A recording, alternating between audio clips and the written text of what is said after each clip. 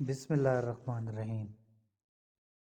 نبی صلی اللہ علیہ وآلہ وسلم سے آپ کے آخری حج میں کسی نے پوچھا کہ میں نے رمی کرنے یعنی کنکر پھینکنے سے پہلے ذبح کر لیا۔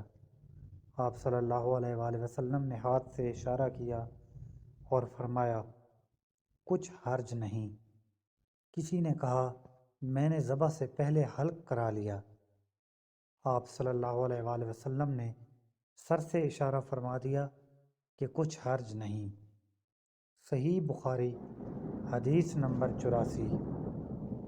آپ صلی اللہ علیہ وآلہ وسلم نے فرمایا کہ ایک وقت ایسا آئے گا کہ جب علم اٹھ لیا جائے گا، جہالت اور فتنے پھیل جائیں گے اور حرج بڑھ جائے گا۔